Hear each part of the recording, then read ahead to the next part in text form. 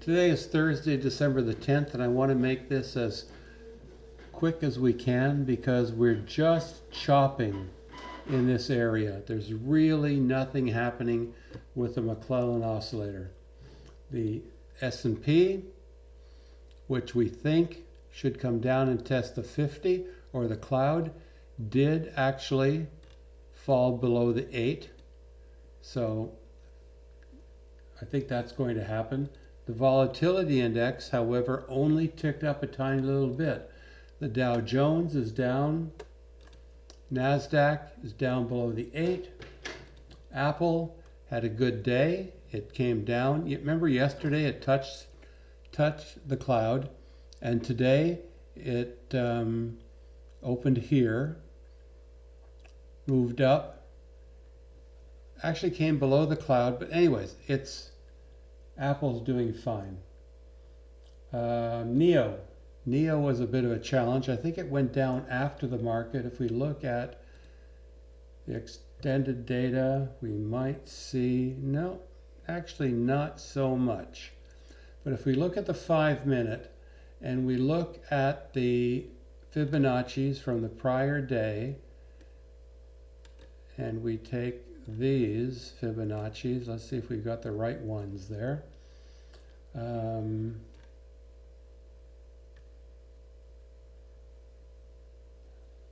Let's take a look here. Let's bring them in here. It's got our high of the day yesterday was up here. Our low was actually not there.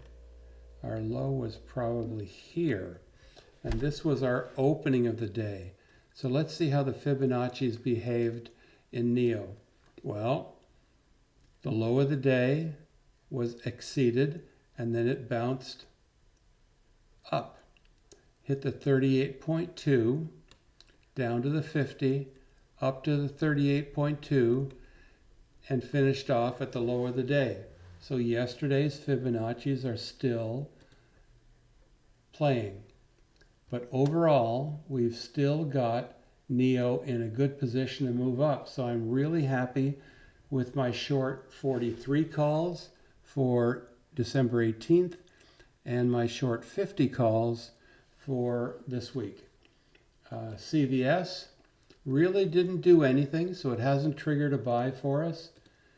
Best Buy came down and almost tested the 200. We had buyers just above the 200, but look at that again. This is the third day in a row where the Chiku span has provided support on the bottom of the cloud. More important than the 200. So really, you got to pay attention to that. The Chiku span is really a predictor, and it's just something I think that algorithmic traders are looking at. It allows sellers to be putting in their stops above the 200 because the cloud is going to be support, or to hold on to their trades. So look at that just as much as you look at holding on to moving averages.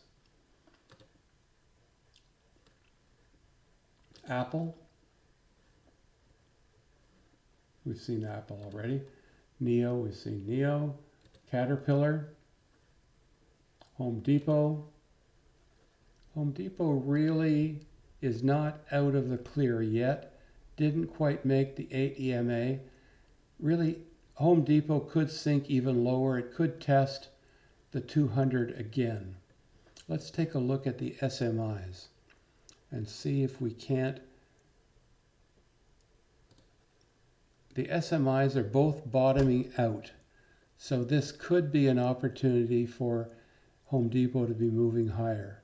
So keep an eye on that. If you're looking at it, like we said yesterday, it's a break over the 8 EMA. AT&T had a bit of a setback today, but look at how much it's moved up. So it would only be normal after hitting the 78.6 that we would come back to the 61.8% and find support there and bounce back. AT&T, great stock. I would just love to see it come down to 28.98. My God, if it ever came down to 26, I'd just load up the truck.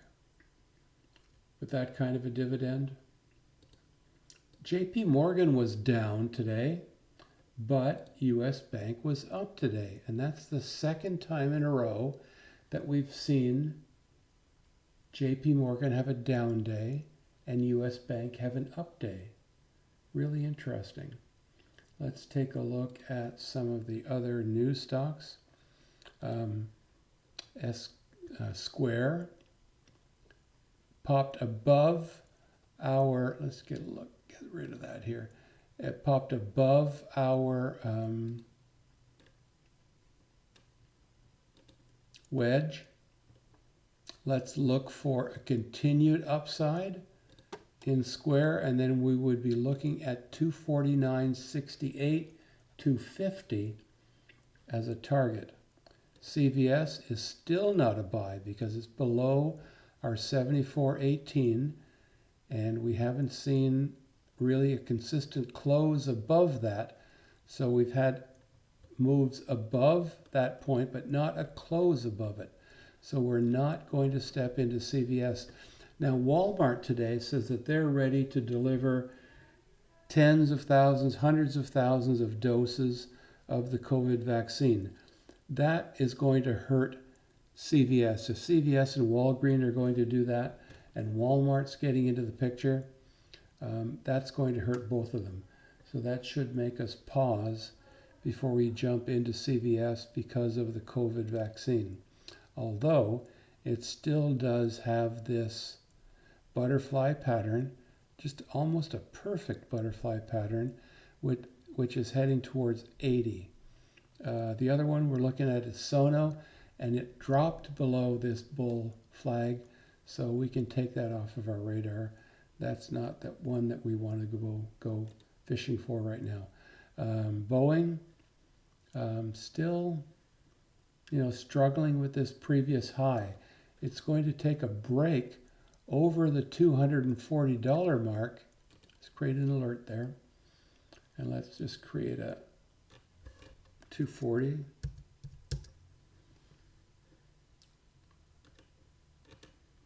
And if we're looking at Boeing, we want to make sure it crosses 240 and has at least 2 days where it's closed above 240 before we want to step in and take a minor position.